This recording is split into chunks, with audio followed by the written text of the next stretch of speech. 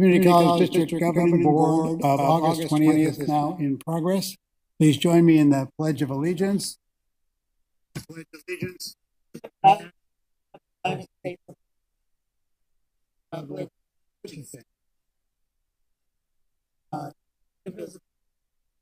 justice for all. Thank you. Please call the roll. I'm here. Trustee Cargo Reed. Here. Trustee Kara. Trustee Wynn Greer. Trustee Thurston. Trustee Young. Trustee Voice. Student Trustee Rodriguez. I'm sure she'll be joining us shortly. Yes.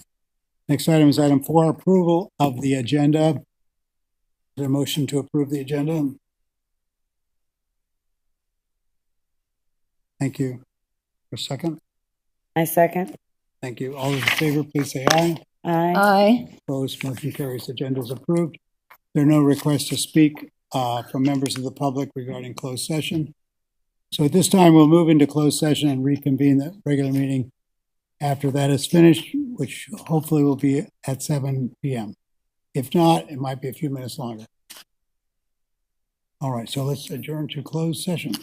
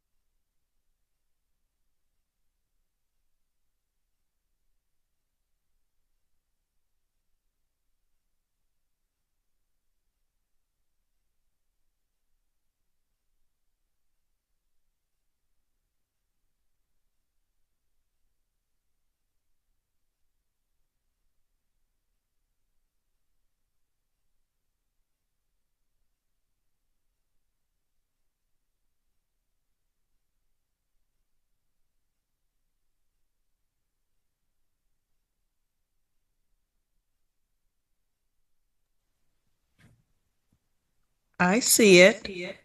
Oh,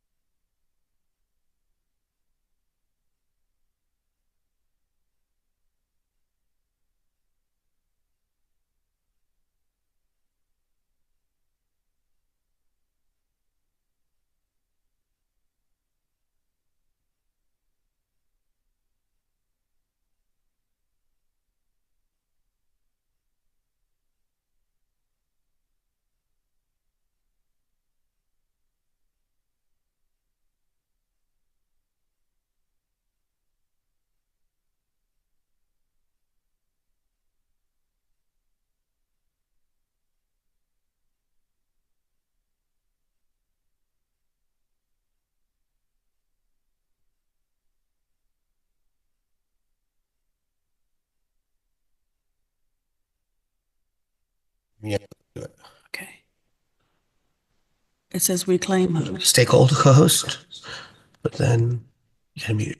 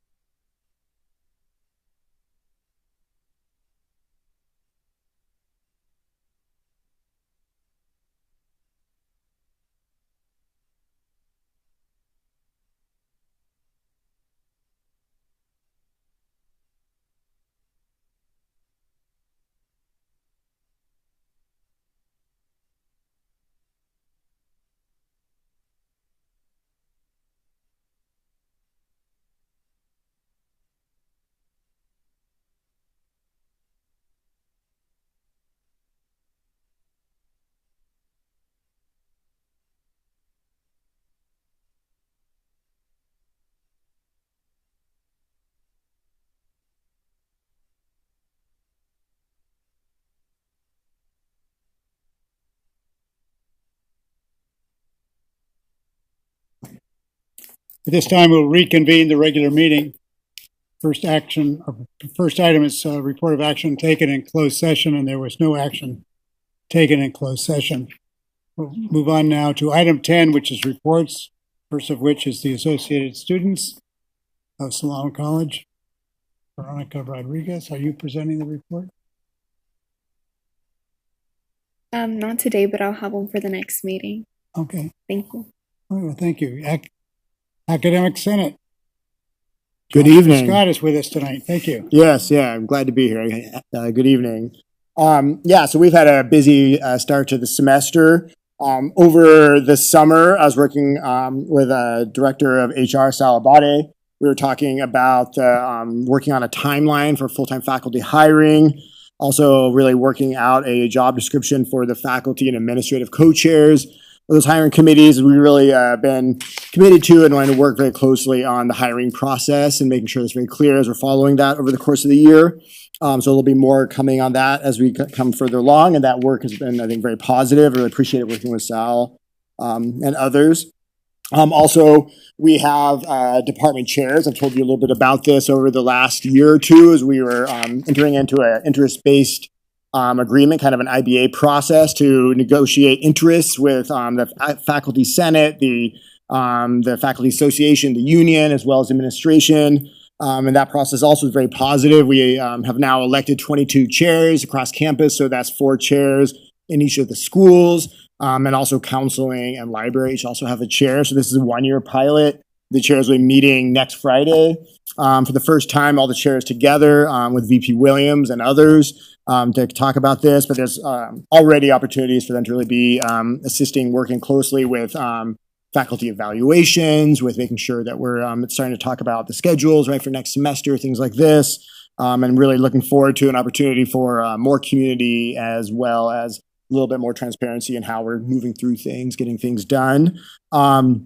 We also have, we're represented on the statewide academic senate. We have subcommittees. I'm on the education policy subcommittee this semester, and Andrew Wesley, who has been with Rising Scholars really since its first semester here at Solano College, is representing Rising Scholars on the statewide level. So that feels really good to have us in that position.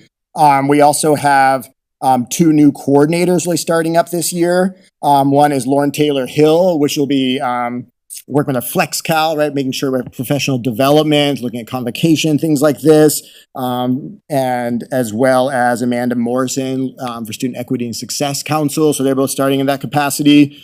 And we're still really visioning and thinking about what to focus on this year. But even as the Senate exec has been meeting, and we're meeting and talking about this more with the entire Senate, on Monday, we want to work closely with ASSC, the student government again, making sure we're really collaborating and able to do good work together. We're also still wanting to really be focusing on dual enrollment, something we've talked about quite a bit, as well as AI and trying to, we've developed policies about AI and talked about different strategies faculty can take in their classrooms, but a lot of it can feel punitive and kind of trying to catch people, and we're trying to figure out how to shift and have deeper and more meaningful conversations about how it's impacting our classrooms, the learning process, to have more of these conversations with students and with each other, and continuing work specifically around RSI, right, online interaction, and online classes, assessment as we're continuing to work around accreditation. We're also interested in, and it's been to look at our land acknowledgement and consider ways to make sure it's up-to-date, inclusive, positive process, and continue to bring a real focus to our Vallejo campus. So those are some of the things we're really looking forward to working on this year, working closely with everybody at the college in these capacities. But thank you very much, and that concludes my update. Thank you. Are there questions or comments? Thank you for your report. Next item is the College Governance Council and the Superintendent's report. Dr. Kelly Butler will present both. Thank you. There will be a college governance update at the next board meeting. Our first meeting this semester is next week. For the updates I have first, we have a very positive and strong start to the semester. Wanted to just highlight Solano College's Algae Prize team, I believe we had some introduction to this when we had presentations by the faculty at the last board meeting, but Jim DeClo, I think, mentioned it. But the Algae Prize team would travel to the National Renewable Energy Laboratory at Golden, Colorado campus to compete in the final stage of the competition, and just wanted to share our pride for the team and the recognition of their going to this competition, competing with other undergraduate students from four-year university as well as graduate students, and the research and hard work that they put in for the project. It just speaks to the richness of the program here at Solano College and the competitiveness of our students in the biomanufacturing program. We also had lots of welcome activity. The semester has gotten off to a really strong start. We had an amazing welcome day.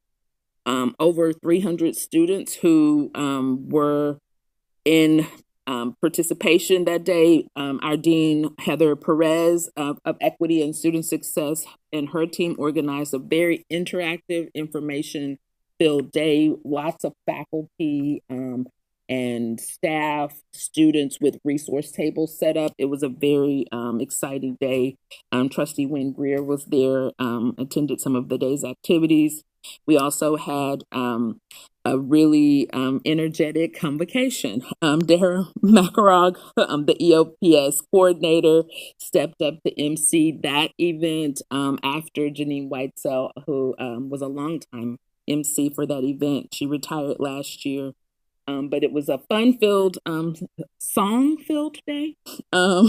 We recognized our distinguished faculty, Renee Moore, and distinguished adjunct faculty, Michael Riley.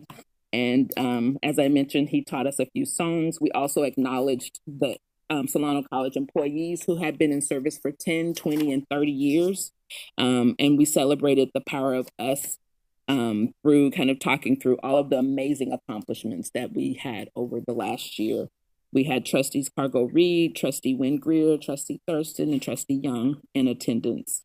The college also had our welcome flapjacks. I think I invited you all to that, but it was really good on the first 2 days of the semester, with administrators and staff serving students flapjacks and providing information as they were coming to class and navigating campus. We hosted the Black Family Barbecue on Saturday, August 16th. Lots of faculty, staff, and students in community with one another. We also had several public officials join at that event, many who are Solano College alums. So we're really trying to broaden our engagement with the community and encourage interaction with the college. And then lastly, Monday, our Mathematics, Engineering, Science, and Achievement program, MESA, hosted a welcome back. This is one of the programs we actually highlighted at convocation, where our students are really able to get support in pursuing STEM degrees. And so the program director is doing an amazing job to get students engaged, enrolled, and it's really one of the pilot programs we're using in our student success team projects to really kind of wrap around support, holistic support of student success. And so it's really off to a great fall start, and I will continue to provide updates on events that take place. That concludes my updates. All right, thanks for your report. Next item is item 11, the consent agenda. All matters listed under the consent agenda are considered by the board to be routine and will be enacted by the board in one motion. There's no discussion on the items prior to the time the board votes on the motion, unless members of the public, board, or staff request specific items to be discussed or removed. Time will be provided before the vote for clarification questions without removing an item from the consent agenda. Is there a motion to approve the consent agenda? I make a motion to approve the consent agenda. Thank you.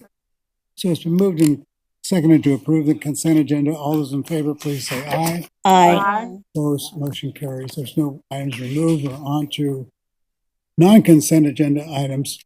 Action items, first of which is human resources, where Salabate is the presenter of the EEO annual certification. Thank you, President Huddy Church, members of the board. We had this item last board meeting as an information item. We are bringing it back to the board for your approval this round. Once the board approves it, we will submit it to the Chancellor's office as our certification for our work in EEO last year. So thank you very much. Thank you. Is there a motion to approve the EEO annual certification? I'll make that motion to approve item 13A. Thank you. Is there any discussion, questions? If not, all those in favor, please say aye. Aye. Aye. Opposed, motion carries. Next item is a resignation to retire. You were presenting this as well. Thank you very much again, Trustee Honeychurch, members of the board. We have two members of one faculty and one staff retiring this year. I will be calling on the VPs to talk about their employees retiring. We'll start off with Candace Rowe, and that will be VP Neely. Thank you. Thank you, Sal. Thank you, President Honeychurch and members of the board. Good evening. It's my pleasure to read a few comments about Candace Rowe, who is retiring very shortly. And these are comments that were put together with care from the colleagues that she's worked with, and I've also had the pleasure of working with her for the last couple of years. At our recent convocation ceremony, Candace Rowe received recognition for her 20 years of service here at the college. As she retires this Friday, we honor her many contributions as coordinator and counseling faculty in our Accessibility Services Center program, formerly known as DSP. Throughout her career, Candace has been a tireless advocate for students with disabilities, ensuring that every individual had access to the tools, support, and encouragement needed to succeed. From fostering inclusive learning environments to mentoring students through personal and academic challenges, she has left an indelible mark on our campus. Her unwavering commitment to equity and compassion has opened doors of opportunity for so many who might otherwise have been left behind. In her earlier years, she not only coordinated the Accessibility Services Office and counseled students, but she also conducted learning disability testing and taught counseling classes in the evening.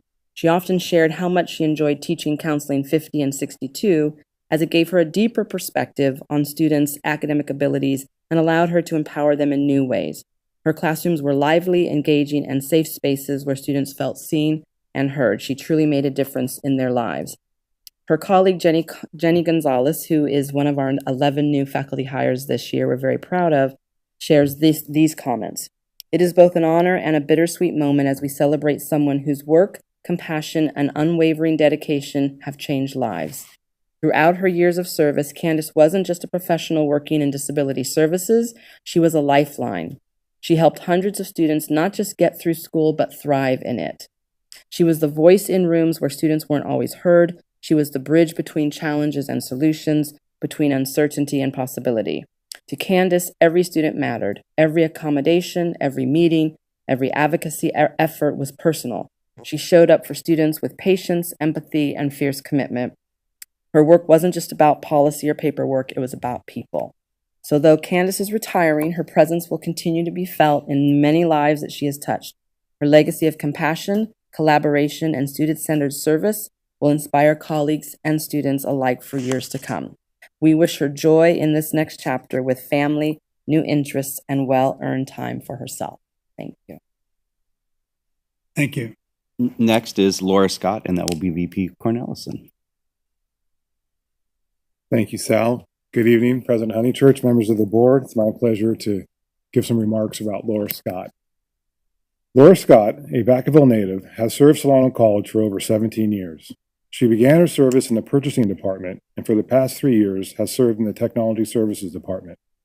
I can personally speak about Laura's contributions in this latter role.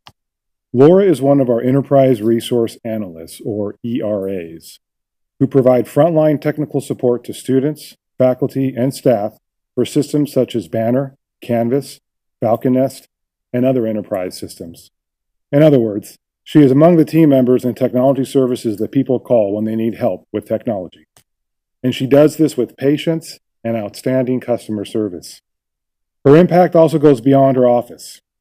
For the past 3 semester launches, she has helped plan and facilitate technology professional development workshops, where together with her fellow ERAs and faculty collaborators, has helped faculty and staff effectively start each semester with technology training. Under the leadership of her director, Claudia Tenti, I have personally witnessed her growth in both technical skills and knowledge. Laura truly helps keep the IT lights on operationally, which allows other team members to focus on project work. In conclusion, on behalf of the entire technology services team, with respect, we respect and support her decision to retire. That said, her absence will be felt, and I want to extend my sincere appreciation for her hard work and commitment to our mission in technology services. Thank you, Laura, for your service, and we all hope that your retirement will be filled with good health, time with family, gardening, and floral design. Thank you. Thank you. So is there a motion to approve each of these retirements? I'll make a motion to approve. I'll second that. All right. Thank you to both of you. It's been moved and seconded to approve the retirements of each of these folks. All those in favor, please say aye. Aye. Aye. Opposed, motion carries. Congratulations to both of them.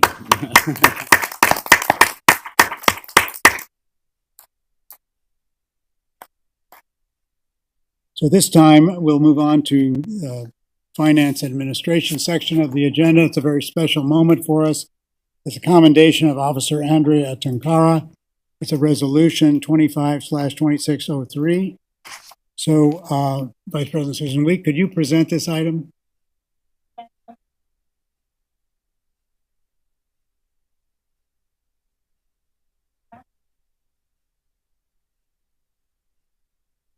Thank you.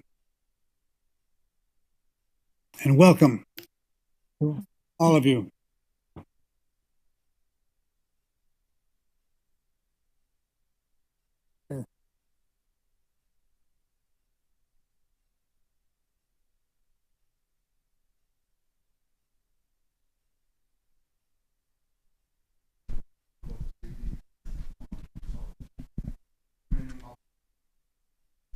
On June 18, 2025, at approximately 10:05 p.m.,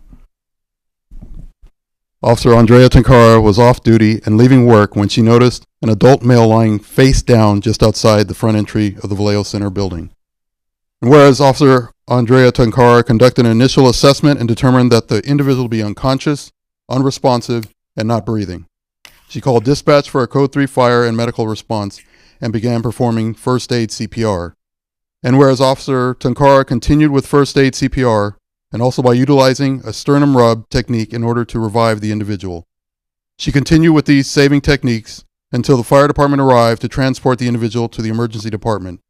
And whereas Officer Tunkara's heroic actions saved the individual's life and highlights the importance of CPR and AED training offered by the college, therefore it be resolved that the Solano Community College Governing Board commends, honors, and thanks Officer Andrea Tunkara, who, by her quick thinking, compassion, and bravery, exemplifies the highest standards of the Solano Community College Department of Public Safety, thereby saving someone's life.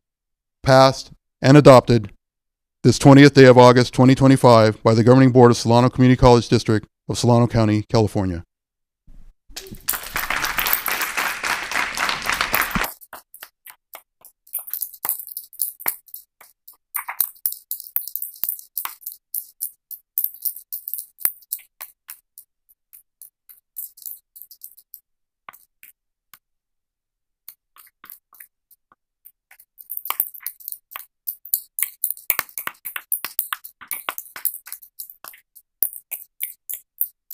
So, thank you for your service. And first, we need a motion to approve the resolution. I second that motion. So it moved and seconded to approve this commendation. It's a resolution, so it requires a roll call vote. So all those in, well, No, we either call the roll. Aye. Aye. Aye. Trustee Thurston, Trustee Young, aye. Trustee Boyce, Aye. Trustee Rodriguez. Aye. Congratulations.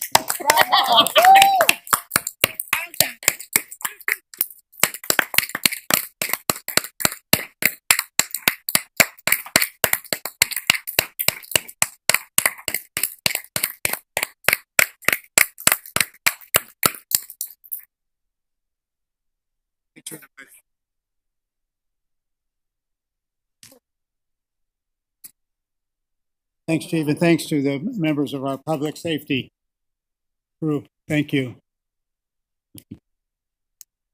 We're going to continue on to another motion. It's a professional services contract with Salas O'Brien for the central plant.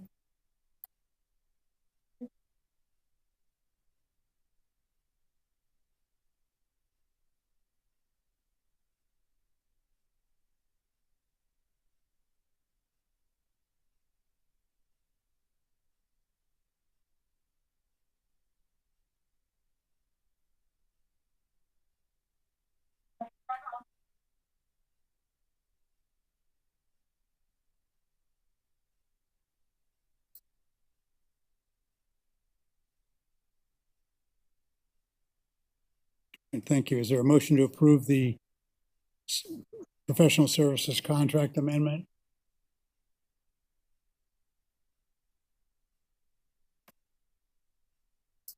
Second, any questions? If not, all those in favor, please say aye.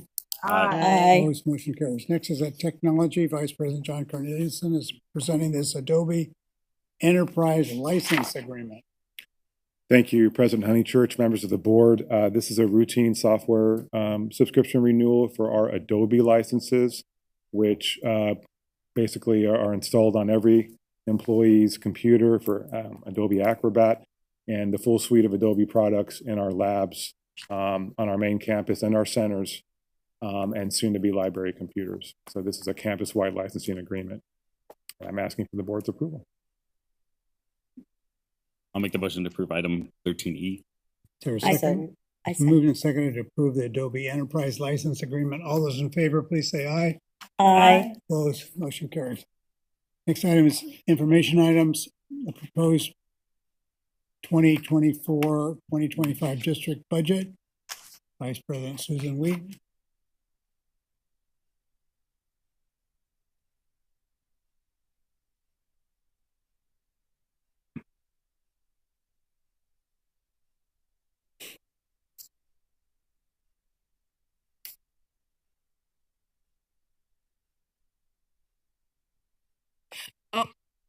Also, just to note, sorry to interrupt VP Weed, it's also in the board packet, page 111. So if you can't see the screen. So this is the proposed adopted budget for 25-26. This will be brought back at our next meeting for public hearing and vote. So this is the presentation of it beforehand. And through. We'll start off just as a kind of a reminder of how we get the majority of our funding through the student-centered funding formula. We get our base allocation, which includes the basic allocation for our campuses and our FTES allocation. We also get supplemental allocation based on the prior year head count, on how many AB 540, College Promise Grant, and Pell Grant recipients we have. And then the third piece is the student success allocation based on a number of criteria, and that's a rolling average over the last 3 years. Looking at Solano College, our basic allocation estimation for the 25-26 year is approximately $11 million, with our FTES allocation being about $39 million, supplemental a little over $11 million, and our success allocation right around $7 million for a total of about $68 million. You can see how that's broken down by percentages. These numbers will change as we go throughout the year, as we get the full-time equivalent student counts change, and our supplemental and success allocations get averaged over the last 3 years once the last year's annual. So those will change as we go. For our general fund expense breakdown, I wanted to give you a visual of kind of how that is portrayed between our academic salaries, our classified salaries, and our benefits. You can see that that's the majority of where our expenses go. We also have supplies, materials, our other operating services, our capital outlay, and our other outgo. And I'll break those down a little bit more in just a moment. For our unrestricted fund, our revenue, This is a big difference from what we saw in May. Remember, in May, we were looking at a approximately 7% deficit factor in our revenue. That is now gone because of the state budget. We also got additional growth factors for last year, which means that our end of year for 24-25 came in a lot higher than what we anticipated in May, which is always a good thing. So it came in about 77 million. We are still doing a conservative budget for next year, looking at approximately 70 million for the adopted budget, which is just a little bit higher than what we estimated in May in our tentative budget. What you'll see here on the adopted budget, though, that last line, the contingency deficit factor, we haven't put this in our budgets in the past, but I want to give us a little more cushion with the uncertainty of the state and where we're going to go in the future. So I have included that contingency deficit factor of 2%. That'll come off at the end of the year if we don't have that, but it gives us a little more cushion. This the revenue does include the 2.3% COLA in that student-centered funding formula. Again, we're being very conservative in our projections. I always project out having a stable returning student count, so that's affected here. And then again, that has that contingency. Looking, let me get that a little bit bigger on the screen. So looking at our expenses for the unrestricted fund, our expenses also came in a little bit lower than what we anticipated in May, and that's as we closed out the purchase orders and the monies weren't spent, so they came in a little bit less. We are having a little bit of an increase between the tentative budget and the adopted budget. That's to factor in any of that 2.3% COLA that's in there. It also takes into consideration the actual salaries and benefits that were expensed through the end of the year, whereas May was a little more of an estimate than what we anticipated for this year. You'll see a big difference in the other outgo. In the tentative budget, it was at 0. It's now at 750,000. What that is for our property and liability insurance. We're paying it out of a different fund. Not a different checking account, it's just a different fund. It's going to be under Fund 610, which is a self-insurance fund. It's just taking it out of that general fund and putting it elsewhere. So our in our expenses, we also have the standard $250,000 contingency appropriation in there. Again, a little more cushion. We're looking at about 77 million for this year. I don't anticipate it will end up at 77 million. Again, we budget conservatively, budget low on revenue, high on expenses to make sure that we're covered. I wanted to make sure I caught all of those notes. I went way too fast. Sorry. Wrong button. I did want to let you know that as of the time that we did this estimate, we are still closing out the books. It will come in a little bit different as we finish out the last year, but our 50% law calculation, we're estimated at about 50.92%. That's almost, not quite, but almost a full percentage higher than the last year. So we are working towards that, making sure that we are in compliance with that, with our 11 new faculty hires for next year, or for 25-26, which should be even higher. And we'll continue to monitor as we go throughout the year.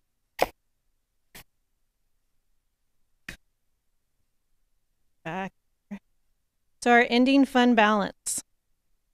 So because of the additional revenues that we weren't anticipating that came in through that state budget and the lower expenses than we had from our tentative budget, instead of having an approximately $7-8 million deficit as what we were estimating in May, we actually have approximately 5.4% surplus for last year. That's going to change a little bit again as we close out the year, but I anticipate it to be not quite that high, but not lower than 5 million. Typically in the past, we've taken that surplus and we've taken 80% of it and put that back out to the employees. The other 20% we've put into our technology non-capital expense reserve in case we have things that come up that we need that expense for. We are still looking in the adopted budget of about $6.5 million, $6.6 million deficit. You can see it's not much different from the tentative budget, but remember we have added contingencies that we put in here that were in the tentative budget. So it'll come in a lot lower than that 6.5 million, assuming that all of the funding comes through as promised. Our ending fund balance and how it's allocated.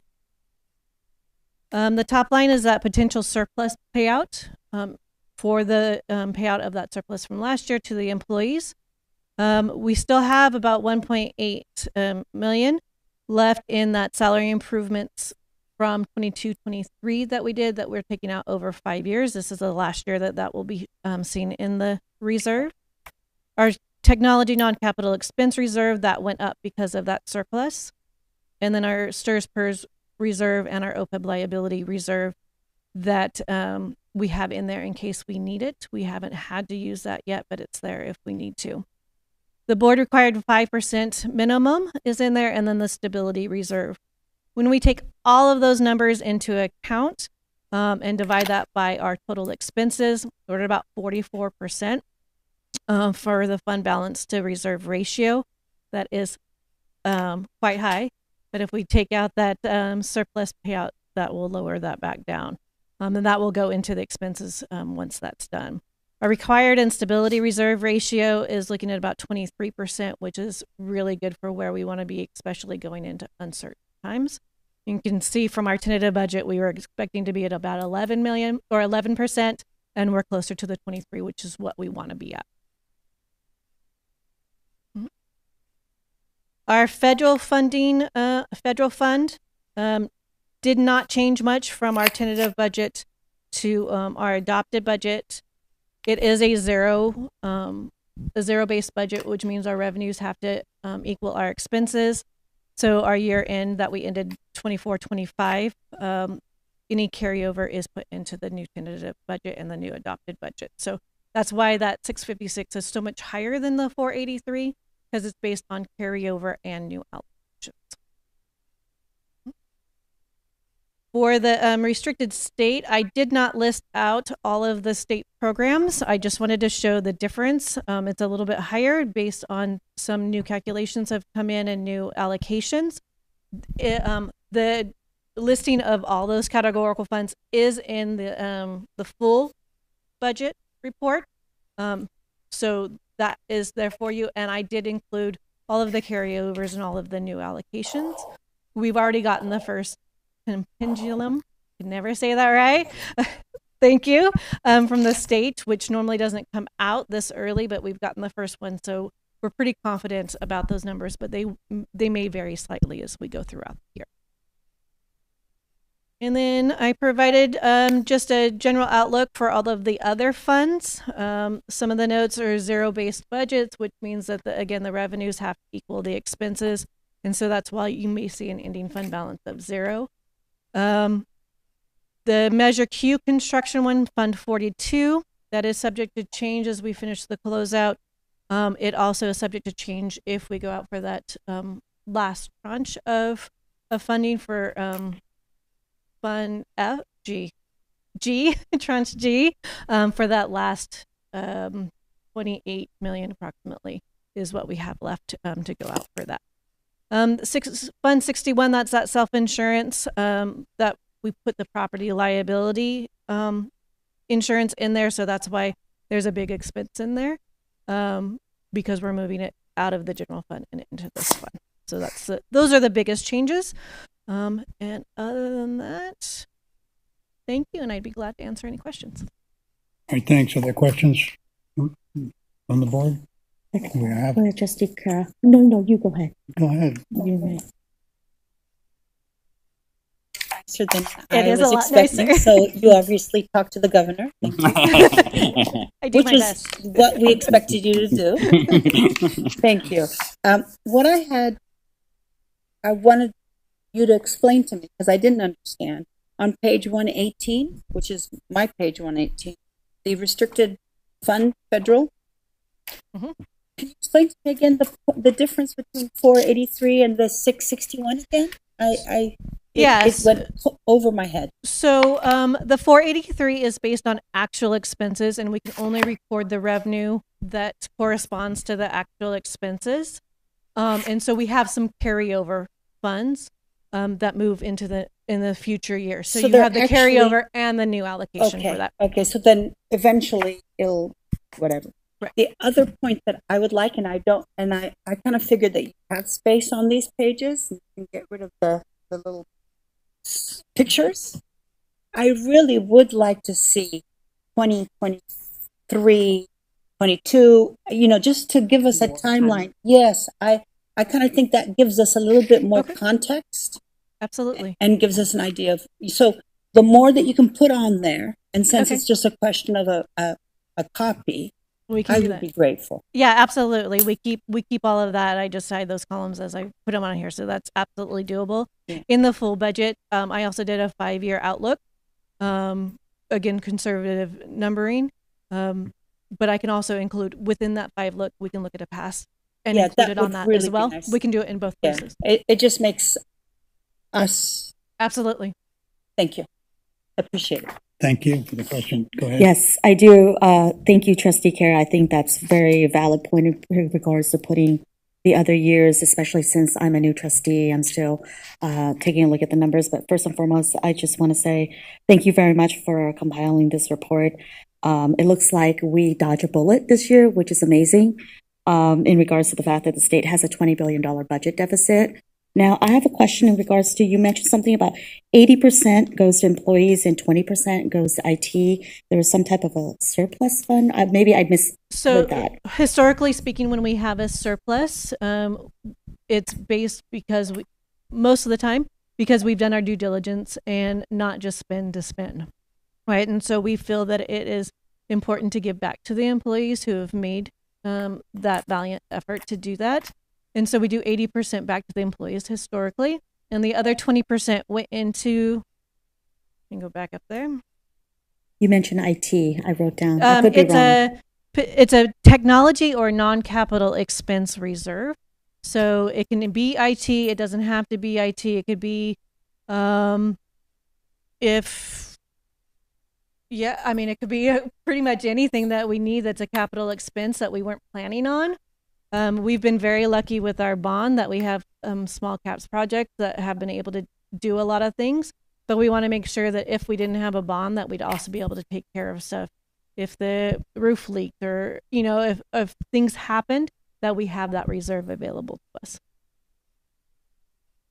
If I may ask this question as a follow-up, perhaps. So what about it for this coming year? There's no surplus then in order to give back to this for 25-26? Yes. We won't know until the end of the fiscal year. If you asked me in May, we wouldn't have had one for last year. I was watching it as the new numbers were coming in. I was like, oh, that's way different than what we predicted. So we won't know for this year until next year. Again, we budget very conservatively, so we may end up with a surplus next year, but I want to make sure that we're budgeting in a sense that we can weather the storm if that doesn't happen. Fantastic. Well, it sounds like it's something we're going to be monitoring then. Absolutely. For the future. Thank you so much, VP Wheat. You're welcome. Well, thanks very much, Vice President Wheat, for your report and answering the questions. Thank you. So now we'll move on to announcements. Are there any announcements from the board or the staff? Public? An announcement? Go ahead.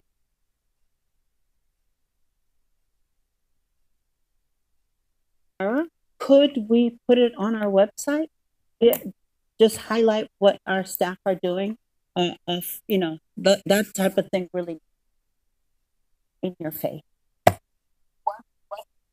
And so we can again. Yeah. So this is please. Yes. Yeah.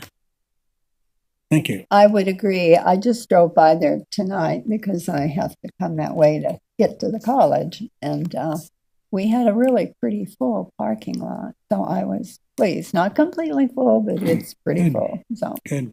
we're working on it. Thank you. Thank you. Are there Can any I just other- add a small request to that? I think anytime we share this story, if we can also share a suicide hotline number and things that are appropriate, like when we mention victims, yeah, it's appropriate, Sure. like triggering. Absolutely. All right, thank you. So that brings us, I believe, oh, one more, sorry. I just wanted to thank everyone for convocation. That was a wonderful time and very interactive. I enjoyed myself, and I know a lot of hard work goes into that and to the meals, even afterwards, the camaraderie. So I enjoyed myself very much, and I wanted to thank everybody that showed up, participated, and made it happen. Thank you. All right, thank you. Any other items from the board? If not, then we'll move on to item 20, which, thank you. That was I second that Trustee Anne motion. Marie Young and Trustee Thurston. Jinx. Do you have a motion? Jinx, I second that. Okay, there's a motion and a second. All those in favor of adjourning, please say aye. Aye. Thank you, everyone.